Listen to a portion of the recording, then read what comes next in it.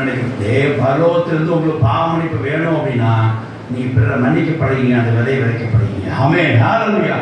நீ பிறரை மன்னிக்கிற ஒரு விதையை நீ விதைச்சீங்க அப்படின்னா பரலோகத்திலிருந்து உங்களுக்கு அறுவடை தானா வரும். நீங்க பாவம் பண்ணாலும் கூட அந்த இடத்துல பாவமன்னிப்பு உண்டு. ஹல்லேலூயா. பரலோகத்திலிருந்து பாவமன்னிப்பு நீங்க பெற வேண்டும் என்று சொன்னார். நீங்க உங்களுக்குள்ள சகோதரர்களை செய்த தப்பியத்தை மன்னிக்க தவறாதீங்க, மன்னிச்சுங்க, அந்த விதையை விதைச்சுங்க, அந்த இன்வெஸ்ட்மெண்ட்டை பண்ணிருங்க.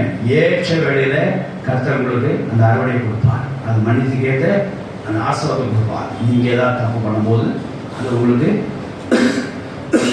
பாவமன்னிப்பு கொடுத்து அக்கறைக்கு விலை செய்வார். தேவனுக்கு சோத்திரம் உண்டாதாக. ஆகையால பாவமன்னிப்பு பெறுவதற்கு நீங்க மன்னிக்கிற ஒரு விதையை நீங்க விதைச்சுதான் ஆகணும். ஆமென், ஹல்லேலூயா. 4வது கர்த்தருக்கு சோத்திரம். இந்த 3 ஆவியக்காரங்க பார்த்துட்டு வரோம். 4வது சிறுமைப்பட்டவர்களை நீங்க கொஞ்சம் கண்ணோக்கி பார்க்கணும். தனிப்பட்டவர்களை சிறுமைப்பட்டவர்களை கண்ணோக்கி பார்க்கணும். இது ஒரு அட்வான்ஸ் ஒரு விதயம்.